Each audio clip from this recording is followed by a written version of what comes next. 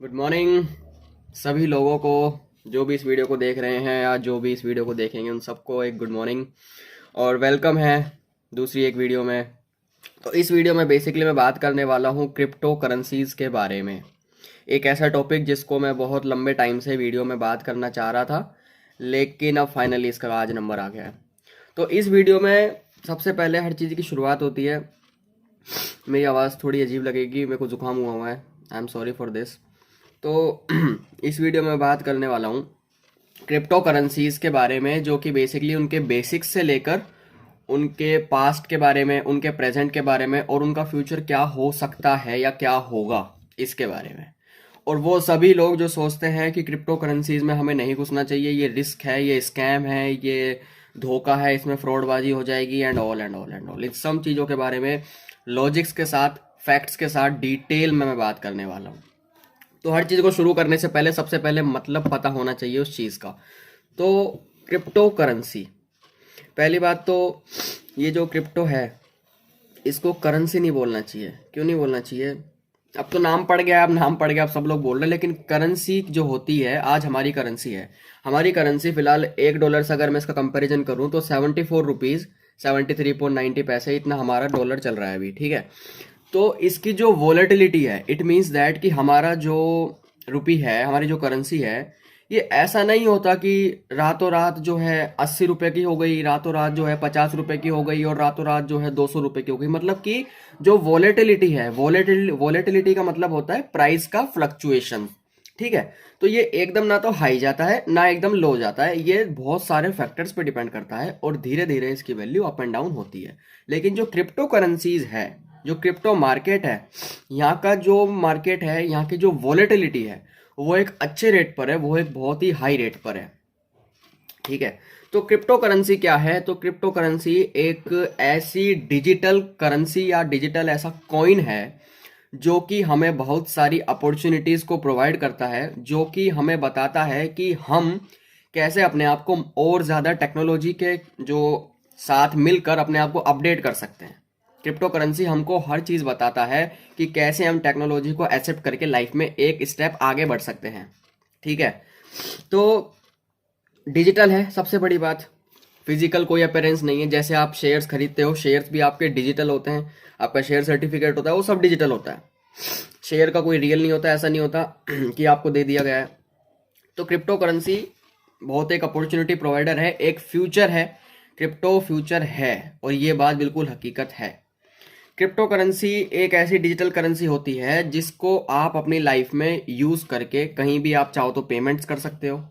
Late से आप उसमें आपने जैसे 100 रुपीज़ इन्वेस्ट कर दिए, अब वो वैल्यूएशन आपकी मान लीजिए आपकी वो हो गई थोड़े दिन बाद 200 रुपये, और आप कहीं इधर उधर रेस्टोरेंट वगैरह में खाने जाते हैं और वहाँ आपको अगर पेमेंट करनी है, तो अब आप ये 100 रुपीज़ की जो वैल्यूएशन 200 हो चुकी है, इसमें से आप पेमेंट कर सकते हैं। That's it, okay. और ये जो टेक्नोलॉजी है ये बिल्कुल बिल्कुल भी फ्रॉडलेस है, इसमें फ्रॉड हो ही नहीं सकता। क्यों नहीं फ्रॉड हो सकता? क्योंकि ये डिसेंट्रलाइज्ड है। अब डिसेंट्रलाइज्ड का मतलब क्या होता है? देखिए, पहले दूसरे वर्ड को समझते हैं, सेंट्रलाइज्ड। सेंट्रलाइज्ड क्या होता है? सेंट्रलाइज्ड का मतलब होता है कोई भी एक ऐसी चीज या कोई भी चीज जिस पर किसी सेंट्रल अथॉरिटी का राइट है, जिसको कंट्रोल करने वाली एक सेंट्रल अथॉरिटी है, बेसिकली हमारी गवर्नमेंट। अब डिसेंट्रलाइज्ड मतलब एक ऐसी चीज जिस पे गवर्नमेंट कंट्रोल नहीं करती। गवर्नमेंट उसको एक हद तक रेगुलेट कर सकती है लेकिन कंट्रोल नहीं कर सकती। तो अगर आप ये कहते हैं कि आपको क्रिप्टो पे भरोसा नहीं है, तो आप फिर ये भी कह सकते हैं कि आपको इंटरनेट पे भी भरोसा नहीं है। और आज के टाइम में कोई बिजनेस ऐसा नहीं है या कोई भी चीज़ ऐसी नहीं है जो बिना इंटरनेट के चल जाए। अगर इंटरनेट ख़त्म तो सब जानते हैं कि जो इंडिया है, इंडिया ही नहीं पूरा वर्ल्ड कितना पीछे चला जाएगा और हमारी लाइफ कितनी भयानक हो जाएगी, क्योंकि उसके बिना कुछ भी नहीं है, नथिंग, ओके। तो क्रिप्टो करेंसी जो है वो डिसेंट्रलाइज्ड है, जैसे हमारा इंटरनेट। अब इंटरनेट को कौन कंट्रोल कर रहा है? जो हम नेट यूज़ करते हैं हमारे फ़ोन में, हमारे डेस्कटॉप में, इसको कंट्रोल कर कौन रहा है? इसको कंट्रोल कोई नहीं कर रहा। इसको कंट्रोल करने वाले हम सभी लोग हैं।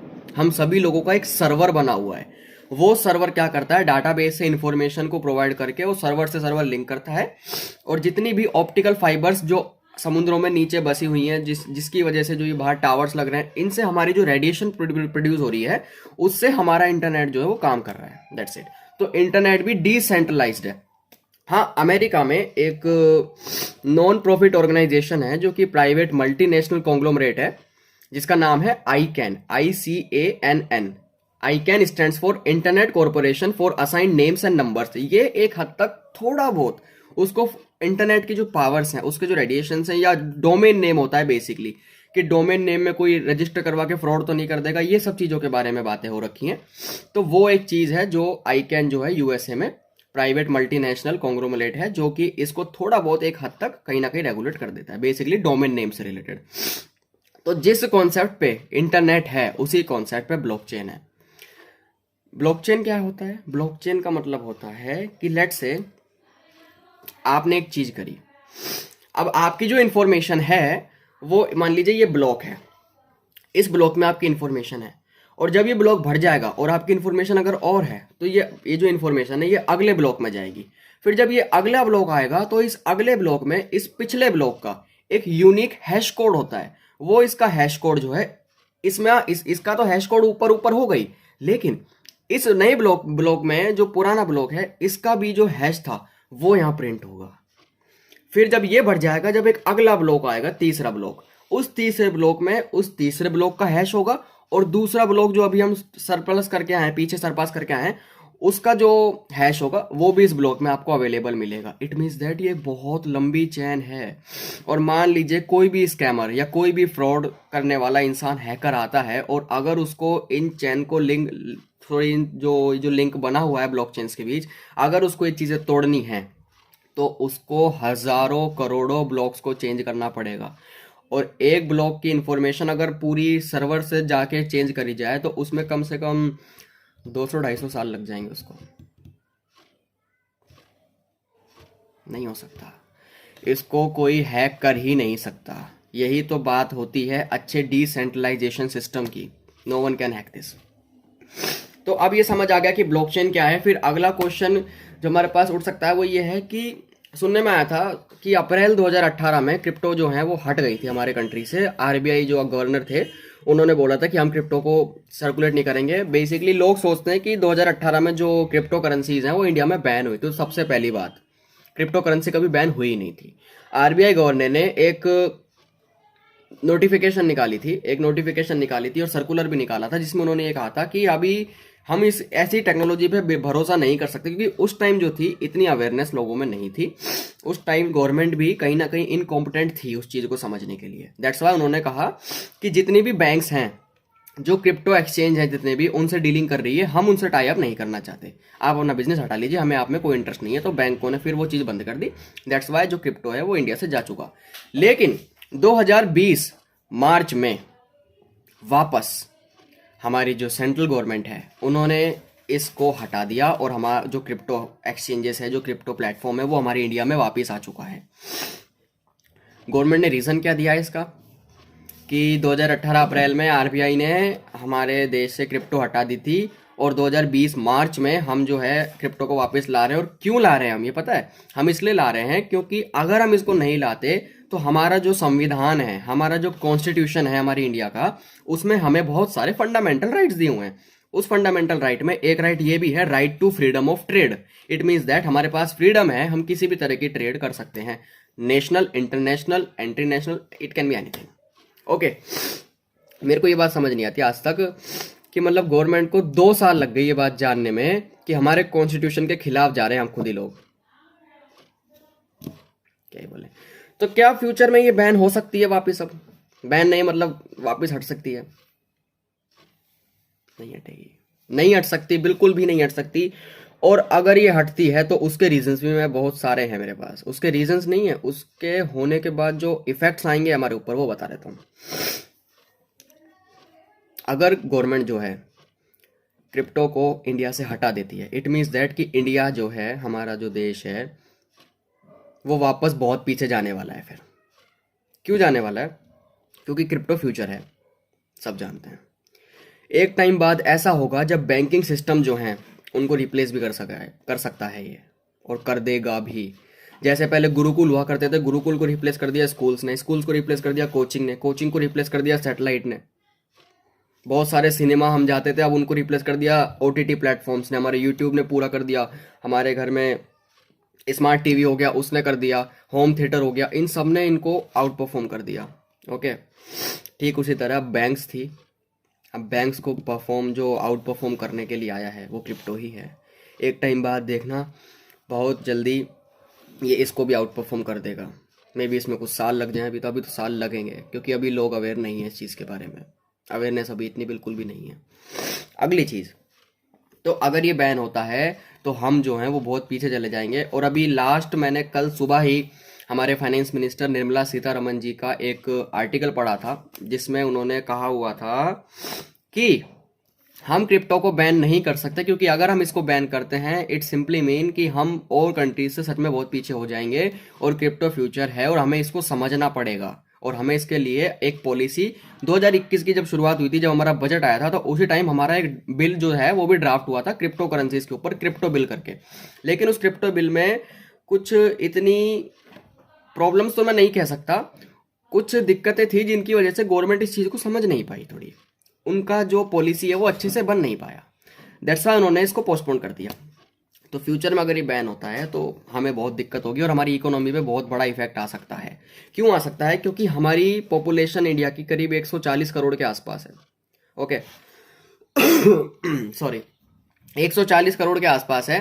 तो 140 करोड़ में से 10 करोड़ लोग हैं जिनका पैसा क्रिप्टो मार्केट के अंदर सर्कुलेट होता है, क्रिप्टो मार्केट के अंदर फ्लो हो रहा है, क्रिप्टो मार्केट के अंदर रेगुलेट हो रहा है। 10 करोड़ रुपए, 10 करोड़ जो यूजर्स हैं, सॉरी 10 करोड़ जो यूजर्स हैं, उन 10 करोड़ यूजर्स का जो पैसा है, जो कि मोर देन 10 करोड़ सी है, और इन 10 करोड़ यूजर्स में हमारे इंडियन कॉरपोरेट्स भी हैं, हमारे इंडियन कॉरपोरेट्स भी हैं, उनका जो पैसा है वो भी इसमें लगा हुआ है। तो अगर आप मेरे को एक बात बताइए, अगर आपके घर में कोई एक इंसान बीमार होता है, क्या उस एक इंसान के बीमार होने का इफेक्ट आपके पूरे घर पर नहीं आता? क्या आपके पेरेंट्स, आपके ग्रैंड पेरेंट्स आपके टेंशन में नहीं आते? क्या उनको प्रॉब्लम नहीं होती आपके बीमार होने से? सबको प्रॉब्लम होती है। प्रॉब्लम इन सेंस मेंटल जो पीस होता है वो डिस्टर्ब होता है कि ये चीज़ गलत हुई, ये नहीं होनी चाहिए थी। तो सोचिए, अगर 10 करोड़ लोगों का पैसा, जिसमें से इंडिया के बड़े बड़े कॉरपोरेट्स भी शामिल हैं, उनका पैसा अगर एकदम से सीज हो जाता है, तो क्या इसका इफेक्ट 140 करोड़ पे नहीं आएगा? क्या इकोनॉमी पे प्रॉब्लम नहीं आएगी? इकोनॉमी पे बिल्कुल प्रॉब्लम आएगी। साथ ही साथ इंडिया बहुत ज़्यादा और पीछे चला जाएगा टेक्नोलॉजी के मामले में। हम ऑलरेडी बहुत पीछे हैं लोगों से, इंडिया बहुत पीछे है बाकी जो अब्रॉड कंट्रीज़ हैं उनसे। लेकिन अगर ये चीज़ होती है तो हम और पीछे जाएंगे। इसलिए फ्यूचर में क्रिप्टो का बैन होना नहीं है, और होता है तो उसके मैंने कॉजेस बता दिए हैं। मैं पूरा का पूरा इस पे ऑप्टिमिस्टिक हूँ, मैं पॉजिटिव हूँ कि क्रिप्टो मार्केट बैन नहीं होगा। फिर जो अगली बात आती है कि फिर क्रिप्टो मार्केट में इन्वेस्ट करें, स्टॉक मार्केट में। जितने भी अब यूथ है ना, जो यूथ है, जो अब नई यूथ आ रही है, इन लोगों को चाहिए जल्दी पैसा। इन लोगों में पेशेंस के नाम पर है जीरो, टू बी ऑनेस्ट। इन लोगों के पास पेशेंस है ही नहीं, और कंपाउंडिंग जो है उसको पेशेंस चाहिए होता है। कंपाउंडिंग रातों रात नहीं बनती। लेकिन crypto market, as I said earlier, crypto market में जो वॉलेटिलिटी होती है वो एक अच्छे लेवल की होती है, जिसकी वजह से आपको एक अच्छे खासे रिटर्न्स मिल जाते हैं अगर आप फंडामेंटली अपने दिमाग को यूज करके, अपनी स्किल्स को यूज करके, एक अच्छी रिसर्च को कंडक्ट करके, अच्छे एनालिसिस करके आप किसी चीज में अपना पैसा लगाते हैं, तो बेसिक सी बात है कि आपको रिटर्न पक्का मिलेंगे। और किसी भी चीज़ में कंपैरिजन मत करिए। भगवान की बनाई हर चीज़ अच्छी है और इंसान की बनाई भी हर चीज़ अच्छी है। स्टॉक मार्केट की अपनी एक जगह है, क्रिप्टो मार्केट की अपनी एक जगह है। लेकिन एक चीज़ मैं यहाँ बोलना चाहूँगा कि जो स्टॉक मार्केट है वो हमारे इंडिया लेवल का है। जो भी हमारा NSE BSE, हमारा नेशनल स्टॉक एक्सचेंज, हमारा बॉम्बे स्टॉक एक्सचेंज, ये इंडियन लेवल का है। इसलिए ये सिर्फ 6.5 घंटे खुलता है। 6.5 भी क्यों, 6.25 घंटे बोलूँ, क्योंकि 15 मिनट्स में तो ऑर्डर से लिए जाते हैं। तो 9 बजे से लेकर दोपहर के 3:30 बजे तक हमारा स्टॉक मार्केट करंटली ओपन होता है। लेकिन crypto market 24/7 365 days excluding public holidays open रहता है। सुबह शाम दिन रात कभी भी उठ जाओ, क्रिप्टो मार्केट का एक्सचेंज खोल लो, आपको ये ओपन मिलेगा, आप कभी भी ट्रेड कर सकते हो। अब इसके पीछे का सिंपल सा लॉजिक है यार, क्योंकि जो क्रिप्टो मार्केट है वो ग्लोबल लेवल का है, वो इंडिया लेवल का नहीं है, वो ग्लोबल लेवल पे स्टैंड कर रहा है। और कोई भी चीज जो ग्लोबल लेवल पे स्टैंड हो रही है उस पर हम टाइम बाउंड कैसे कर सकते हैं? और ऐसी चीज जो अभी किसी कंट्रोल में है ही नहीं और हो भी नहीं सकती, उसको कंट्रोल करने वाले हम खुद लोग ही हैं। तो ये चीज जो है ये कंट्रोल नहीं हो सकती। हाँ, इस पे आप टैक्सेशन लगा सकते हो, नो डाउट, लेकिन आप इसमें घुसकर इसको कंट्रोल तो नहीं कर सकते, कोई नहीं कर सकता, नो वन। ठीक है, तो अब ये बात आती है कि जो क्रिप्टो मार्केट है, जब हमारे इंडिया में सुबह हो रही होती है, बहुत सारे जगह ऐसे जहाँ पे रात हो रही होती है, डेमोग्राफिक लोकेशन का वो एक अपना ज्योग्राफी का टॉपिक है, उसको मैं डिस्कस नहीं कर रहा। और जब कहीं और दिन हो रहा होता है, जब हमारे रात हो रही होती है, तो अगर इस सेंस में हम एक बात करें, तो जब वो लोग लगा सकते हैं तो हम नहीं लगा सकते, और हम लगा सकते हैं तो वो नहीं लगा सकते। सुबह की बात मैं कर रहा हूँ। तो इसीलिए जो ये मार्केट है ये 24/7 365 ओपन रहता है। स्टॉक मार्केट अपनी जगह बहुत बढ़िया है, क्रिप्टो मार्केट अपनी जगह बहुत बढ़िया है। स्टॉक मार्केट के पीछे बिजनेस होता है। अगर आप रिलायंस के शेयर्स खरीदते हैं तो रिलायंस के शेयर्स के पीछे एक रिलायंस का बिजनेस है। अगर आप हिंदुस्तान यूनिलीवर लिमिटेड का एक शेयर खरीदते हैं तो उसके पीछे अपना एक बिजनेस है। आप नेस्ले के पीछे जाते हैं, उसका एक अपना बिजनेस है। ब्रिटानिया का अपना एक बिजनेस है। IRCTC का अपना एक बिजनेस है। तो हर कंपनी का अपना एक बिजनेस है। लेकिन क्रिप्टो मार्केट में प्रोजेक्ट्स होते हैं, क्रिप्टो मार्केट में प्रोजेक्ट्स होते हैं, और प्रोजेक्ट भी बिजनेस का ही पार्ट होता है। आप अपने बिजनेस में, अपनी कंपनी में प्रोजेक्ट लाते हैं तो वो बिजनेस का ही तो पार्ट होता है ना। क्रिप्टो मार्केट के पीछे भी एक बिजनेस है। और अभी भी बहुत सारे जो एक्सपर्ट्स हैं, जो फाइनेंस एक्सपर्ट्स हैं, वो यही बोल रहे हैं कि जो क्रिप्टो से होने वाली जो इनकम होती है, या तो उसको income from business and profession में डाल दी जाए, जो हमारा होता है टैक्स क्राइटेरिया, या फिर इनकम फ्रॉम अदर सोर्सेज जो है उसमें डाल दी जाए, ताकि हम उसको टैक्सेशन उस पर प्रोवाइड कर सकें। तो बहुत सारी चीज़ें हैं जो अभी हो रही है डिसाइड। तो अब अगला क्वेश्चन आता है कि क्रिप्टो मार्केट में जो ये वॉलेटिलिटी है, बहुत सारे लोग क्या सोचते हैं कि 1 मिनट में क्रिप्टो जो है वो 100% बढ़ जाएगा और अगले ही मिनट जो है 500% घट जाएगा। बिल्कुल ही नॉनसेंस बात है, ऐसा कहीं नहीं होता। इतनी तगड़ी अभी कोई भी यार इतना फास्ट रिटर्न और नेगेटिव रिटर्न देने वाला कोई इंसान या कोई भी ऐसा प्लेटफॉर्म अभी नहीं आया है। घंटों में काम होता है, आवर्स में काम होता है, लेकिन इतना बुरा नहीं होता कि आप बोल रहे हैं 100% बढ़ जाता है। 100x अभी कुछ भी नहीं हो रहा, ठीक है। ओवर टाइम चीज़ें होती हैं, लेकिन ऐसे नहीं होता। यहाँ पे क्या होता है कि अगर ऐसी किसी कॉइन के प्रोजेक्ट में मान लीजिए ट्रेडर्स का ज़्यादा पैसा जो है वो सर्कुलेट हो जाता है और उसकी डिमांड ऑटोमेटिकली हाई जाती है, तो वो आपको 30-40% तक एक दिन का रिटर्न दे सकता है। यस, जहाँ पे आप स्टॉक मार्केट में एक साल में CAGR compounded annually growth rate के हिसाब से 12-13% का रिटर्न बुक करते हैं। अगर आप क्रिप्टो मार्केट में आते हैं तो आपको 20 से 25 या 30% का रिटर्न एक एक दिन में मिलता है। ये फ्यूचर की पावर है, फ्रॉड नहीं बोलते इसको, ये फ्यूचर की पावर है और इसको हमें देखना पड़ेगा। जब .com बबल आया था 2000 के बाद, तो उस टाइम बहुत सारे लोग थे जो इंटरनेट से डरते थे। हम सोचते थे इंटरनेट, मैं तो खैर बहुत ही छोटा था, तो जितने भी लोग हैं सब लोग सोचते थे इंटरनेट एक बुरी चीज़ है, इंटरनेट एक बहुत बुरी चीज़ है, इंटरनेट बेकार है। और आज लोग मर रहे हैं इंटरनेट के ऊपर, लोग रह नहीं सकते आज इंटरनेट के बिना। तो हम सच में एक बहुत ही हिस्टोरिकल मोमेंट में हैं फिलहाल, क्योंकि आज से 10-15 साल बाद इस मोमेंट को लोग याद कर रहे होंगे कि काश काश हम क्रिप्टो करेंसी में अपना पैसा इन्वेस्ट या ट्रेड कर लेते, तो आज हम भी शायद कहीं होते। और सच में ये चीज़ लोग जो आज नहीं समझ पा रहे, ये एक टाइम बाद रियलाइज पक्का करने वाले हैं। मैं गारंटी के साथ बोल सकता हूँ इस बात को, 110% ही गारंटी के साथ बोल सकता हूँ। तो ये प्रॉब्लम हो सकती है। वॉलेटिलिटी हाई होती क्यों है, इसका रीज़न मैं बता देता हूँ। इसके बहुत सारे रीजन हैं, लेकिन जो प्राइम रीज़न है वो ये होता है डिफरेंस ऑफ ऑप्टिमिज्म। अब ये क्या होता है? ऑप्टिमिज्म मतलब होता है कि किसी भी चीज़ को लेकर आप कितने पॉजिटिव हैं, और ये जो पॉजिटिविटी की जो ये परसेप्शन, जो ये पॉजिटिविटी के लिए नज़र है, ये सब लोगों की यार डिफरेंट होती है। लेट्स से अगर मैं कहूँ कि मेरी नज़र में इन्वेस्टमेंट एक बहुत ही बढ़िया चीज़ है और इन्वेस्टमेंट हर इंसान को करनी चाहिए, तो हो सकता है वो एक मिलेनियल, कोई भी एक ऐसा इंसान जो जिसकी उम्र 30-40 साल है फिलहाल, हो सकता है वो उस चीज़ को नहीं समझ पाए और उसके नज़र में वो चीज़ नेगेटिव हो। तो हमारी जो सोच है उस सोच में डिफरेंस है। ये हम अभी हमारी सोच इक्वल थी, लेकिन इन्वेस्टमेंट की बात करती हमारी सोच में डिफरेंसेस हो चुके हैं। तो ये जो डिफरेंस है, तो जो मैं पॉजिटिव हूँ इट मीन्स मैं ऑप्टिमिस्टिक हूँ, और जो इंसान नेगेटिव है किसी भी चीज़ को लेकर, वो इंसान पैसिमिस्टिक है, उसको पैसिमिस्टिक बोलते हैं। जो किसी भी चीज़ को लेकर नेगेटिव हो वो पैसिमिस्टिक होता है, और किसी भी चीज़ को लेकर कोई अगर पॉजिटिव होता है उसको ऑप्टिमिस्टिक बोलते हैं। ओके, तो जो अब्रॉड लेवल के जितने भी हमारे भाई बहन हैं बाहर रहने वाले, वो फ्यूचर को हमसे अच्छा देख सकते हैं, उनमें ये एबिलिटी है। नो डाउट, अगर हम लोग बहुत चीज़ों में बहुत अच्छे हैं तो बाहर के लोग भी बहुत चीज़ों में बहुत अच्छे हैं। उनकी जो एबिलिटी है फ्यूचर को, विजन को प्रेडिक्ट करने की और फ्यूचर को एनालाइज करने की, वो हमसे बेटर है, और इसीलिए जो इन्वेंशंस हैं वो हमारे कंट्री से ज़्यादा बाहर होते हैं। ये तो अब हमारे कंट्रीज में भी होने लग गए हैं, लेकिन शुरुआत की अगर मैं बात करूं तो शुरुआत में वहाँ होते थे और अभी भी हो रहे हैं और होते रहेंगे, क्योंकि वहाँ के लोग फ्यूचर को एक अच्छे लेवल पर प्रेडिक्ट करके एनालाइज कर पाते हैं, लोगों की नीड्स को, कस्टमर की नीड्स को वो समझ पाते हैं। दैट्स वाई वो लोग हमसे आगे हैं।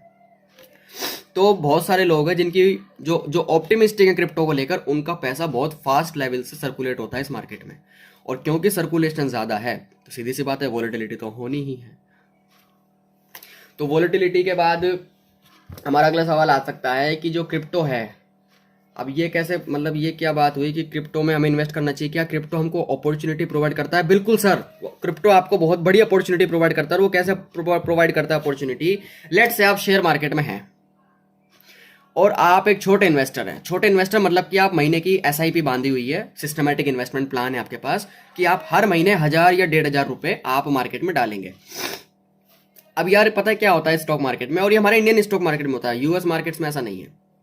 हमारा जो इंडियन स्टॉक मार्केट है उसमें ये प्रॉब्लम है कि आपको अगर एक अच्छी कंपनी का स्टॉक खरीदना, अगर आपको एक अच्छी कंपनी का शेयर खरीदना है तो आप उस शेयर को पॉइंट्स में नहीं खरीद सकते, आपको पूरी एक यूनिट लेनी पड़ेगी। और 500, 1000, 1500 में आज के टाइम में 2021 चल रहा है, बहुत कम कंपनीज हैं जो एक अच्छा वैल्यूएशन प्रोवाइड कर रही हैं।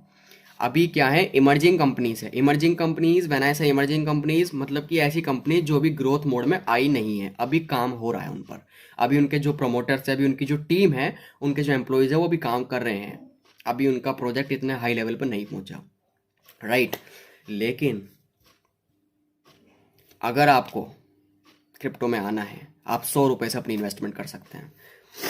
अगर आपको नेस्ले का शेयर खरीदना है तो नेस्ले का शेयर अभी, नेस्ले का शेयर का भाव अभी 18 से 20 हज़ार के आसपास है। आप इसको पॉइंट में नहीं खरीद सकते, आपको ये पूरा ही खरीदना पड़ेगा।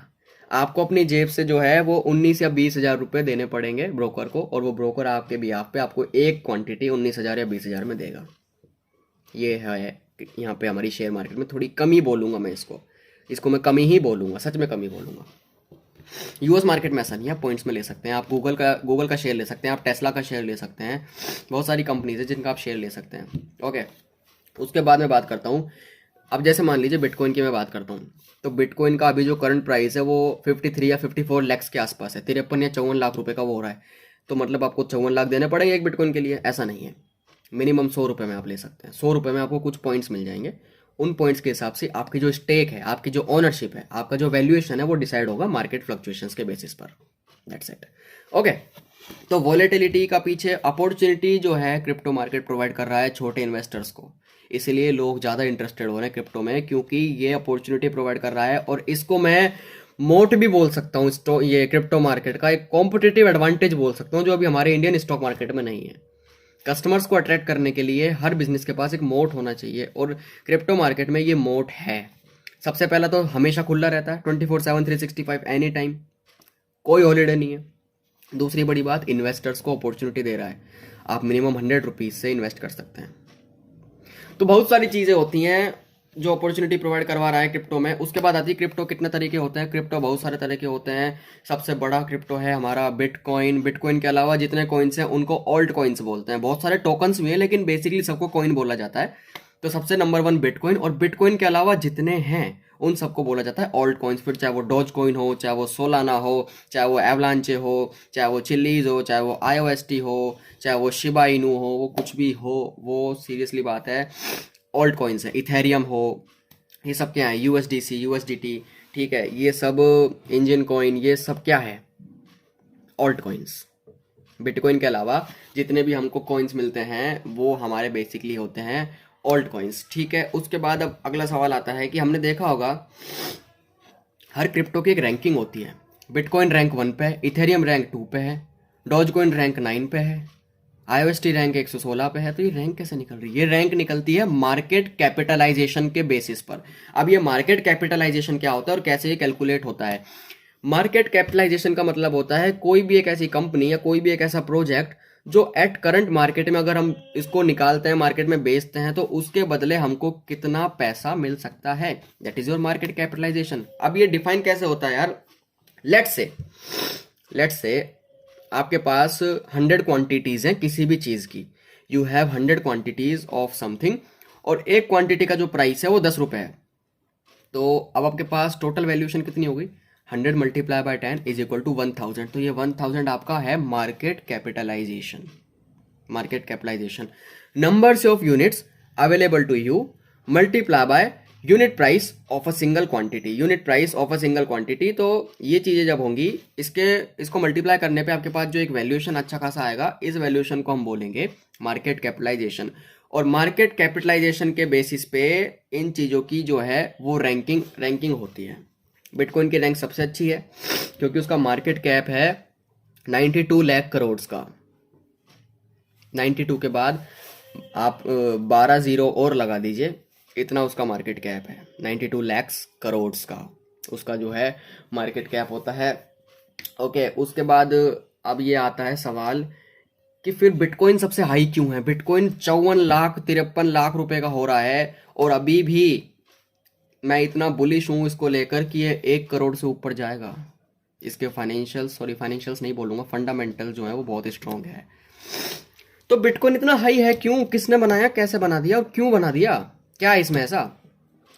हर क्रिप्टो की ऑफिशियल वेबसाइट है, आप उस ऑफिशियल वेबसाइट पे जाके एक वाइट पेपर करके होता है, जैसे कंपनी के फाइनेंशियल्स होते हैं ना, जैसे आपको एसबीआई में इन्वेस्ट करना है तो आप एसबीआई के P&L देखोगे, उसके बैलेंस शीट देखोगे, उसके कैश फ्लोज देखोगे, ऑपरेटिंग कैश फ्लो सब कुछ देखोगे, उसके शेयर होल्डिंग पैटर्न्स देखोगे। उसी तरीके से फंडामेंटल्स जो क्रिप्टो के होते हैं उसमें एक बहुत इंपॉर्टेंट चीज़ होती है वाइट पेपर।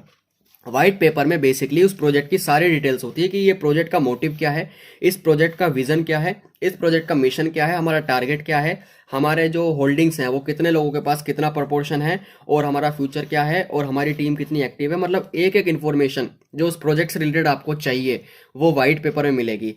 तो मैं आपको ये बोलूँगा कि आपको किसी भी प्रोजेक्ट में इन्वेस्ट करना है तो इन्वेस्ट करने से पहले प्लीज़ प्लीज़ प्लीज़ उसका वाइट पेपर पढ़ लीजिए।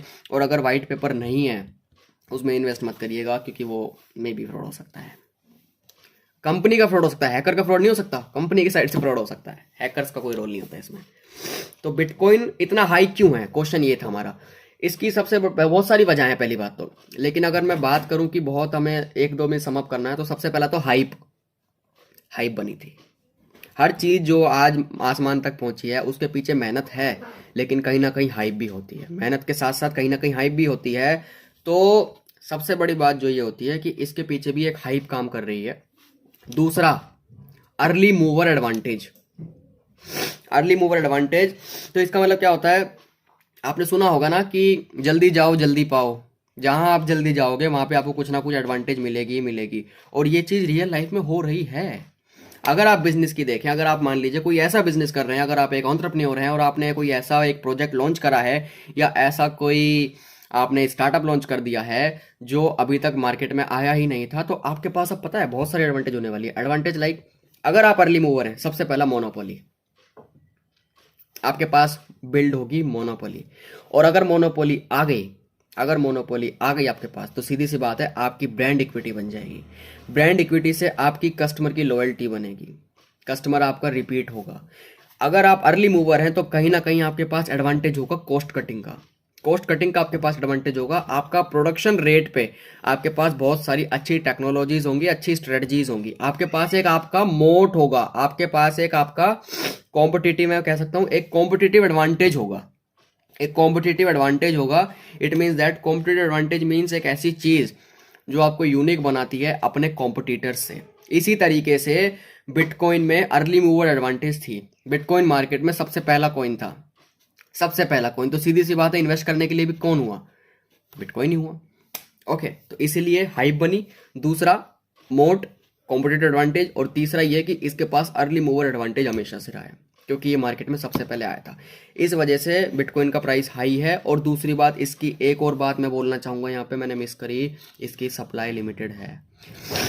इस पूरी दुनिया में वो हर चीज़ जिसकी सप्लाई लिमिटेड होती है, सीधी सी बात है उसकी जो वैल्यू है वो ऑटोमेटिकली ज़्यादा होने वाली है। कोई प्रॉब्लम ही नहीं है उस चीज़ में। ओके, तो उसकी जो वैल्यू है वो उसकी सप्लाई की वजह से ज़्यादा है। बिटकॉइन की जो सप्लाई है वो 21 मिलियंस हैं, जिनमें से बहुत सारे वॉलेट्स जल गए हैं। तो 3 मिलियन कुछ ऐसे जल गए हैं, जो 18 मिलियन अभी अवेलेबल हैं।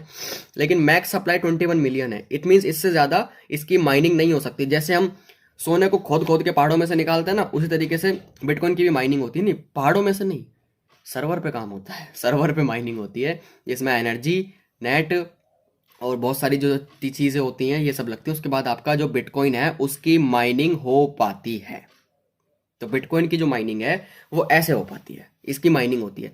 तो 21 मिलियन अगर मैं बोलूँ हमारी इंडियन करेंसी में, तो ये हो गया 2 करोड़ 10 लाख। 1 मिलियन में 10 लाख होते हैं, ठीक है। 2 करोड़ 10 लाख रुपए नहीं बोलूंगा, सॉरी, 2 करोड़ 10 लाख जो है क्वांटिटी। 2 करोड़ 10 लाख से ज्यादा बिटकॉइन इस पूरी दुनिया में नहीं बन सकते, जिसमें से बहुत मेजोरिटी ऑफ द जो परसेंटेज है वो माइन हो चुके हैं। तो आप समझ सकते हैं कितना रेयर है। एक टाइम बाद होगा जब 100% बिटकॉइन माइन हो जाएंगे, तो जिन लोगों के पास ही होगा, सोचिए उनकी वैल्यू क्या होगी, वो कितने कितने ज्यादा वो रेयर हो जाएंगे। आप सोच के देखिए, क्योंकि उनकी जो सप्लाई है वो बहुत ज्यादा कम है और जो डिमांड है वो ज़्यादा है।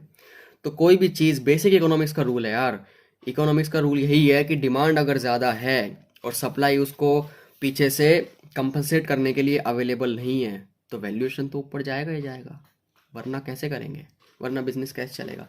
तो मल्टीपल चीज़ें होती हैं। तो अब फिर लोग कई बार ये सोचते हैं, लोग पता क्या बोल रहे हैं कि बिटकॉइन है ना, चलो बिटकॉइन तो तुमने बोल दिया हाइप है, मोट है इसके पास, अर्ली मूवर एडवांटेज है, लेकिन बिटकॉइन तो अब 54 लाख रुपए का हो गया। हमें तो कुछ ऐसा चाहिए, हम 1-1 रुपए पे खरीदें और उसको 1-1 लाख रुपए पे बेच दें। ऐसा है तो कुछ बताओ। ऐसा हो सकता है, लेकिन एक दिन में नहीं होगा, टाइम लगेगा। हो सकता है जिस दिन, अभी लोगों का जो ये है ना फोकस, ये शिफ्ट है बिटकॉइन की तरफ। जिस दिन लोगों का फोकस, जिस दिन बिटकॉइन की माइनिंग 100% हो जाएगी, जिस दिन बिटकॉइन की माइनिंग पूरी 100% हो जाएगी और जिस दिन बिटकॉइन रेयर हो जाएगा, उसके बाद लोगों का शिफ्ट होगा इथेरियम पे। उसके बाद इथेरियम की वैल्यूएशन देखना कैसे आसमान छूती है। मेरी आज की बात है, गारंटी के साथ इथेरियम बहुत ऊपर जाएगा उस दिन। और फिर जब इथेरियम होगा, ऐसे तरीके से उनका जो फोकस है वो शिफ्ट होगा फिर बाकी ऑल्ट कॉइन्स पर। और जब फोकस शिफ्ट होगा तो फोकस बिल्ड करेगा डिमांड को, और डिमांड बिल्ड करेगी प्राइस को, क्योंकि ऑटोमेटिकली सप्लाई लिमिटेड है। बहुत सारे कॉइन्स ऐसे हैं जिनकी सप्लाई अनलिमिटेड है, लेकिन बहुत सारे कॉइन्स ऐसे भी हैं जिनकी सप्लाई बहुत ही ज़्यादा लिमिटेड है। तो वो हर चीज़ जिसकी सप्लाई लिमिटेड है, एक चीज़ एक क्वांटिटी के बाद नहीं बन सकती, उसकी वैल्यू तो बढ़ेगी बढ़ेगी फ्यूचर में। जिस दिन लोगों की नज़रों में वो चीज़ आ गई, वो चीज़ बढ़ेगी और ऑल्ट कॉइन्स बिल्कुल आएंगे, क्योंकि क्रिप्टो कोई 1-2 साल का गेम नहीं है। ये चलेगा, ये बहुत लंबा चलेगा, बहुत ही लंबा चलेगा। तो क्रिप्टो बहुत लंबा गेम है अभी। ओके, तो ये अभी नहीं रुकने वाला। तो डेफिनेटली आपको इन्वेस्ट करना चाहिए। आपको एक अपॉर्चुनिटी मिलती है, आपको बहुत सारी चीज़ें मिलती हैं जो मैं बोलना चाहूँगा। और आप बहुत सारे लोग अगर जिनको सच में अगर नहीं पता कि सप्लाई का रोल कैसे चल रहा है, तो सप्लाई का रोल ऐसे चल रहा है। मान लीजिए आप आपके शहर में हैं या आपके गाँव में है, जो भी है, और मैं आपको बोलता हूँ कि आज आपके शहर में 10 लाख क्वांटिटी में एक चीज़ बांटी जा रही है, फ्री ऑफ कॉस्ट है, सुबह 7 बजे से चालू हो जाएगी। तो आप सुबह 7 बजे वहाँ पे, बहुत कम लोग हैं जो 7 बजे पहुँच जाएंगे, क्योंकि पता है एक ह्यूमन साइकोलॉजी कहती है कि चले जाएंगे यार, 10 लाख है कौन लेगा, 10 लाख है, एक तो मिल ही जाएगी, कोई प्रॉब्लम नहीं है। लेकिन अभी मैं आपको बोलूँ कि एक चीज़ है जो सिर्फ 10 क्वान्टिटीज़ में है और बहुत रेयर है, उसकी वैल्यू बहुत अच्छी है और वो मार्केट में जो है नहीं है, और फ्री ऑफ कॉस्ट बटेगी और 7 बजे चालू, और सिर्फ 10 है।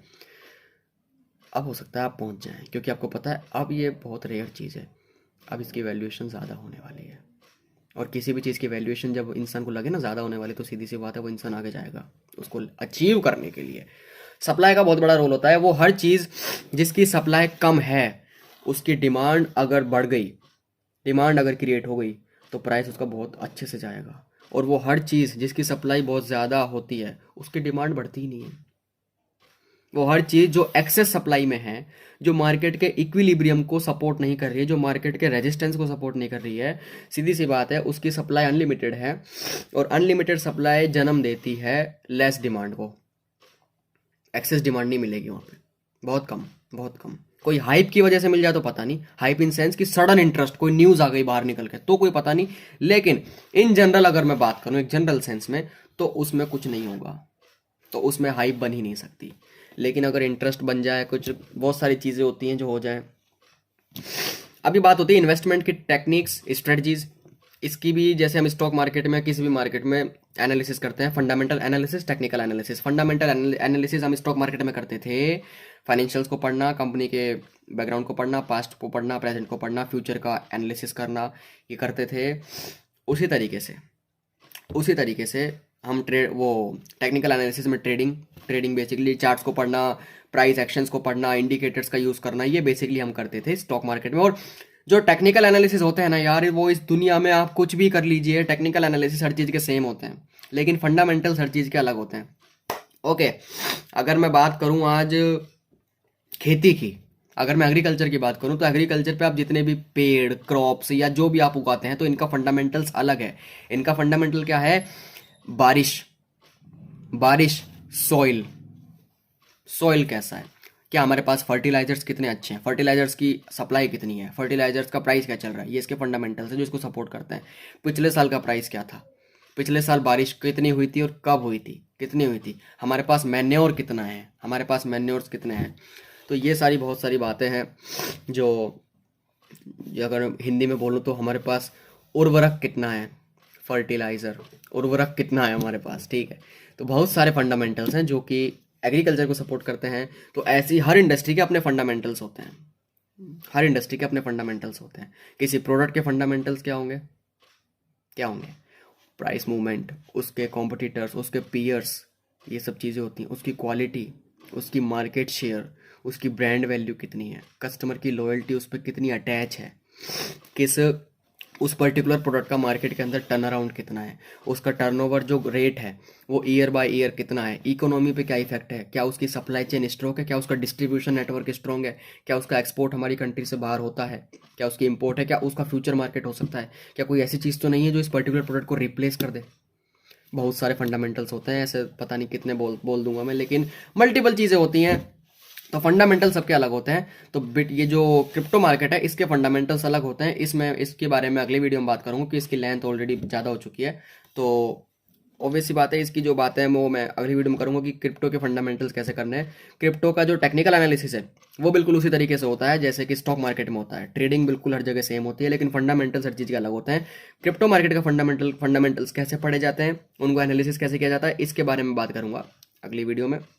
तो देख कैसे सकते हैं हम कि मतलब यार इसकी जो वेबसाइट है, एनालिसिस कहाँ पे हो सकते हैं। इसकी जो वेबसाइट है मैं दो ही सजेस्ट करूंगा, एक कॉइन मोमो करके है, या तो आप अपनी डेस्कटॉप साइट को प्रेफर करना, क्योंकि मोबाइल साइट पे थोड़ा छोटा होता है स्क्रीन, इसलिए डेस्कटॉप साइट को प्रेफर करना। और डेस्कटॉप साइट नहीं है तो फिर मोबाइल को आप करके कर लीजिएगा। तो कॉइन मोमो करके, या तो मोबाइल हॉरिजॉन्टल, या तो कॉइन मोमो कर लीजिए, कॉइन मोमो सर्च करिए, coinmomo.com, या फिर कॉइन मार्केट कैप करके, या बिनेंस की ऑफिशियल वेबसाइट binance.com करके। ये तीन के अलावा आप कहीं मत जाइए, एनालिसिस के लिए तीनों बहुत ज़्यादा बेस्ट हैं। अगला एक लास्ट सवाल, SIP करें या लमसम करें? टोटली डिपेंड करता है, कोई ज़्यादा फर्क नहीं पड़ता। SIP करते हैं तो भी बढ़िया है, लमसम करते हैं तो भी बढ़िया, क्योंकि क्रिप्टो मार्केट में प्रॉब्लम नहीं है यार। क्रिप्टो मार्केट आपको एक अपॉर्चुनिटी प्रोवाइड कर रहा है, एक ऐसी अपॉर्चुनिटी जो अभी तक स्टॉक मार्केट, हमारा इंडियन स्टॉक मार्केट हमें नहीं कर रहा, और इसको मैं बोलूंगा lack of incompetency, lack of inefficiency. Yes, lack of inefficiency, क्योंकि बाहर के मार्केट्स भी हैं जो कि ये चीज़ कर रहे हैं, हम नहीं कर रहे। पर खैर, ये था एक गाइड क्रिप्टो करेंसीज के बारे में। क्रिप्टो करेंसीज कैसी हैं, फ्यूचर क्या है, प्रेजेंट क्या है, पास्ट क्या, हमने सारी बातें कर ली हैं। अगली वीडियो में बात करूंगा इसके फंडामेंटल्स के बारे में, इसके फंडामेंटल्स को कैसे पढ़ा जाए, कैसे किया जाए। तो आई होप इस वीडियो को बहुत सारे लोग समझे हैं, बहुत सारे लोगों की कहीं ना कहीं थोड़ी बहुत मेंटलिटी आई होप मैं चेंज कर पाया। और अगर नहीं हो पाई तो यार कोई बात नहीं, अब क्या बोल सकते हैं इसके बारे में। लेकिन आज से बहुत साल, 10-15, बहुत तो नहीं बोलूँगा, 10-15 साल बाद आप लोग कहीं ना कहीं गिल्ट करोगे अगर आप अभी आज अवेयर नहीं होते हो इन चीज़ों के बारे में, कि हमने बहुत बड़ी गलती कर दी थी, हमारे साथ वाले बहुत आगे निकल चुके हैं और हम नहीं रह पाए। फिर आप अपने चिल्ड्रंस को बोल रहे होंगे कि हम भी उस उम्र में अगर ये कर लेते तो आज हम कहीं और होते।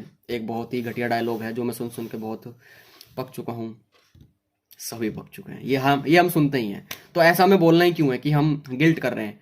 इसलिए अपने आप को एक्सप्लोर करो, इन्वेस्टमेंट्स करो, आज करो, फाइनेंशियली अवेयर हो जाओ, दैट्स इट। तो अगली वीडियो में मिलते हैं जिसमें मैं बात करूंगा क्रिप्टो के फंडामेंटल्स के बारे में। Thank you.